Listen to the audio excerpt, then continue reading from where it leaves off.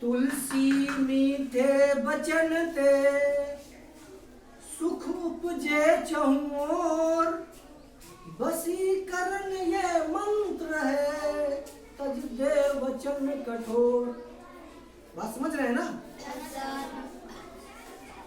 यदि हम अपने मुंह से अच्छे वचन बोलेंगे, किसी से हम प्रेम से बोलेंगे, समझ रहे हैं ना? तो कितना भी कैसा भी इंसान हो, गुस्सैल स्वभाव का, या होता है ना गांव में कोई लापरवाह होता है, झगड़ालू होता है, यदि आप प्रेम से बोल रहे हैं, उससे अच्छे से बोल रहे हैं, तो वो भी आपसे प्रेम से ही बोलने लगेगा। ये वशीकरण मंत्र है, ये वशीकरण मंत्र है। अगर किसी को अपने बस में करना है तो हमको मीठी वाणी और प्रेम की भाषा बोलना है। ठीक है? हाथ बांधो पहले, सारा छोड़ो बेंच का। अगला है, ऐसी बानी बोलिए मन का आपा खोए, और उनको शीतल करें आप शीतल होए। आपको ऐसी भाषा बोलना है, ऐसे वचन बोलना है कि आपका मन तो खुश नहीं भय करे, ठंडा नहीं भय करे। अगर आपकी भाषा दूसरे भी सुने तो वो भी आपकी बातों पे मोहित हो जाए। बात समझ रहे हैं? आपसे खुश हो जाए। समझ में आ रहा कि नहीं आ रहा? है? कितने समझ में आ रहा? हाँ। तो सभी को प्रेम की भाषा मिलजुल करके अब अच्छे से रहना है, प्रेम से बोलना है, झगड़ा नहीं करना है, ना किसी को अशब्द बोलना है, चाहे छोटा हो चाहे बड़ा हो। बड़े से हाथ जोड़ के बात करना है, छोटे को प्यार दे के बात करना है, तभी दोनों सम्मान मिलेगा। छोटे को आप बउआ कहेंगे, बाबू कहेंगे तो आपको वो प्यार करेगा, मानेगा। और बड़े को भैया अंकल कहेंगे तो वो आपको मानेगा। मानेगा नहीं मानेगा? ऐसे ही करना है। अगला है बोली एक अमोल है जो कोई बोले जानी, हिये तराजू तौल के तब मुख बाहर आनी। कह रहा है कि किसी को यदि आपको बोलना है तो मुंह में पहले वचन कर लो कि हमारे बोलने लायक है या नहीं है। झगड़ा होता है तो देखते हो, कोई किसी को गरियाता है, कोई किसी को गरियाता है, कोई किसी को अशब्द बोलता है, तो हमको ये नहीं बोलना है। पहले समझो कि हम जो बोल रहे हैं इनके लिए ये उचित है या अनुचित है। अगर अनुचित है तो हमको नहीं बोलना है, उचित है तभी बोलना है, तौल करके बोलना है। बस समझ में आ रही नहीं आ रही है? अगला है, काल करें सो आज कर, आज करें सो आप, पल में परले होएगी बहुर करेगा कब। जैसे आप लोग यहाँ से घर जाते हैं तो हम कहते हैं कि आप जा करके पहले होमवर्क बनाइए, कहते हैं? लेकिन आप ये कहते हैं नहीं अभी नहीं बनाएंगे, शाम में बनाएंगे। जब शाम आती है तो बोलो शाम में नहीं बनाएंगे, सुबह बनाएंगे। जब सुबह आती है तो बोलते स्कूल में चले जाएंगे और सर जी जब यहाँ होंगे चुपके से बना लेंगे। सोचते हो ना तुम? और जैसे बनाते हो तैसे हमारा डंडा चल जाता है ना? इसलिए कल वाला काम हमको आज ही कर लेना है। कल वाला काम कल पे हमको नहीं डालना है, कल वाला काम आज ही कर लेना है। बात समझ रहे हैं? कह रहा है काल करे सो आज करो, कल करने वाले हो आज ही करो, आज करे सो अब, जो आज कर लो अभी कर लो। और पल में परलय होएगी बहुर करेगा कब। पल भर में क्या हो जाए कोई देख आया है? कोई तो देख नहीं आया है।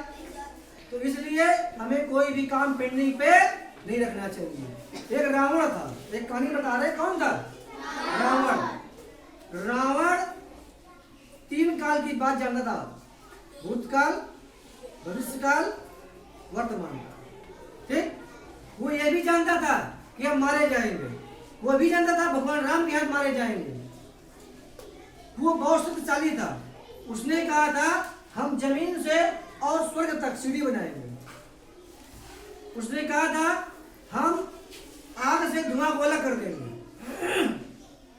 समझ रहे हो ना? उसने कहा था कि हम काल को ही मार डालेंगे, लेकिन वो ये सोचता रहा कल करेंगे। जब कल आया तो बोला परसों करेंगे, जब परसों आया तो बोला परसों करेंगे। ऐसे करते करते काल उसको ही मार गया, वो काल को नहीं मार पाया। अगर ये उसी समय काल को मार दिया होता तो आज सब लोग अमर हो गए होते। समझ रहे हैं ना? इसलिए हमको कल वाला काम कल नहीं डालना है, उसको आज ही कर लेना है, और आज वाला काम अभी कर लेना है। समझ में आया? अगला देखो, गुरु गोविंद दो खड़े काके लागू पाए, बलिहारी गुरु आपने गोविंदियो बताए। कह रहे हैं गुरु माने टीचर, शिक्षक आपके एक जगह खड़े हैं। गोविंद माने भगवान, भगवान भी वहीं खड़े हैं, यानी टीचर भी खड़े हैं और भगवान भी खड़े हैं। अब पैर पहले हम किसके छुए? भगवान के या टीचर के? किसे छूना चाहिए पहले? नो नो नो, टीचर के पहले छूना चाहिए। किसके? टीचर के, अपने गुरु के। वहां भगवान भी खड़े थे, वहां गुरु भी खड़े थे। अब एक लोग सोच रहे थे, बच्चे थे वो, कि हम पैर पहले किसके छुए? तो वो छूने लगा भगवान के पैर। तो भगवान ने कहा नहीं, मेरे नहीं, उनके छुओ, उनके छुओ। भगवान ने सारा किया कि अपने गुरु को छुओ पहले। क्यों? क्योंकि गुरु ने ही तुम्हें चलना सिखाया है, गुरु ने ही तुमको महान बनाया है, गुरु ने तुमको आगे बढ़ाया है। तो पहला हमारा बड़ा कौन हुआ? गुरु। और गुरु जरूरी नहीं तो टीचर ही, तुम्हारी माँ पहले गुरु होती है। पहले गुरु कौन होती है? माँ। माँ प्रथम गुरु है, क्योंकि वही सिखाती है कि बाबू ये चाचा है, ये चाची है, ये पापा है, ये मम्मी है, ये दादाजी है, ये दादी जी है, वही सिखाती है। तो पहला गुरु कौन हुआ? माँ। तो भगवान और गुरु खड़े हो तो पहले किसके पास छूना है हमें? गुरु के। किसके? हाँ, गुड। ठीक है, आगे देखो।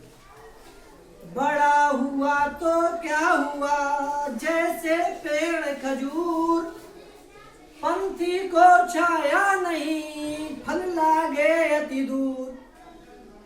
कह रहा है कि पैसे वाले अगर बहुत हो गए तो क्या फायदा जब किसी गरीब की मदद ना कर सको।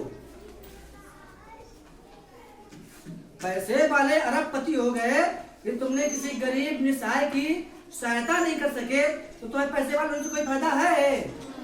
नहीं है। जिस तरह से खजूर के पेड़ बहुत लंबा होता है, कैसा होता है? लंबा। छाया कहीं होती है उसके नीचे? कहाँ छाया होती है उसके नीचे? खजूर के पेड़ में छाया नहीं होती है नीचे। तो लंबा तो हो गया है लेकिन छाया नहीं दे पा रहा। ऐसे ही कृष्णा सामने कर पा रहे उसको। ऐसे ही कोई गांव पैसे वाले हो जाते हैं लेकिन गरीब असहाय की वो सहायता नहीं करते हैं, तो उनका पैसे वाले होने से कोई मतलब नहीं। समझ में आया? अगला है, रही मन धागा प्रेम का मत तोड़ो चटकाए, टूटे से फिर ना जुड़े जुड़े गांठ पर जाए। बात समझ रहे हैं ना?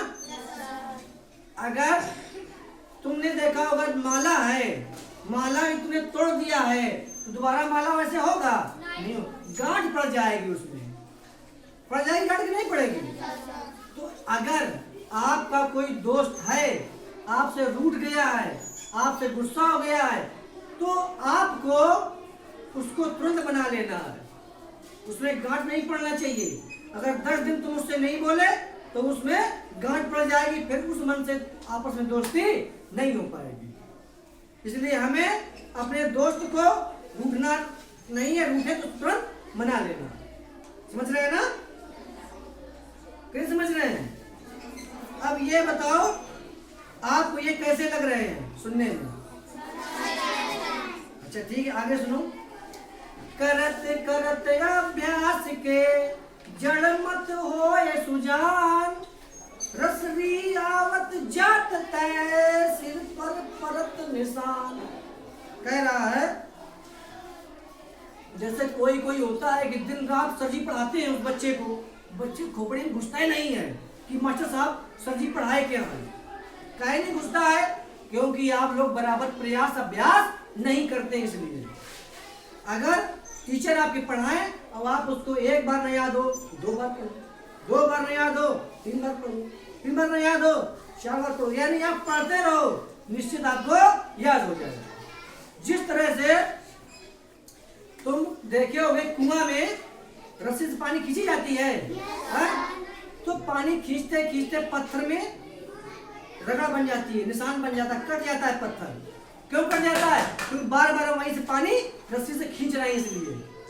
तो बार बार रस्सी खींचने से, कुएं से पानी खींचने से निशान पड़ जा रहा है, तो क्या हमें बार बार ट्राई करने से याद नहीं हो जाएगा कि नहीं होगा?